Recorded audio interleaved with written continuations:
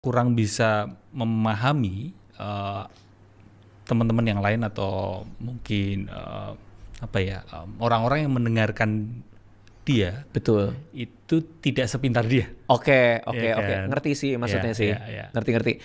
Sedangkan komedian itu kita bertumpu pada sense kita. Benar. Bahwa ini orang paham nggak ya? Iya. Karena kalau nggak paham orang bisa nggak ketawa. Benar. Menyampaikan setupnya, punchline-nya kan kita harus ngerti orang paham apa nggak. Iya.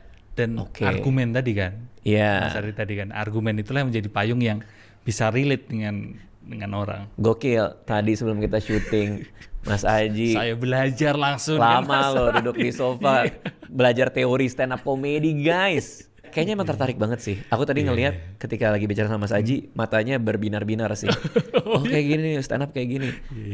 Kayaknya akan masuk sih kayaknya. Karena itu sisi lemah saya sih sebenarnya, terlalu serius selama ini. Tapi kayaknya fun aja. Sehingga perlu sisi komedi. Oh iya. Tapi anehnya ya, stand up comedian itu aslinya jarang ada yang lucu. Oh gitu. Iya, kalau saya ketemu Panji, ketemu Ernest, ketemu Rian kayak kemarin Founders di ruang tunggu, nggak ada yang ngelawak gitu. Iya. Nggak ada. Diem aja, kecuali Isman ya. Isman kadang-kadang ada aja celutukan ya. Cuman kalau kita tuh kayak yang diomongin film lah, apalah ini lah. Lagi sibuk Jadi malah apa lagi hidupnya ngapain. serius ya kalau stand up comedian ya. Aneh deh. Iya. Tapi Aneh ada skill untuk bagaimana membuat keseriusan itu segala sesuatu yang serius itu jadi bisa lebih dilihat dari sisi komedi gitu ya.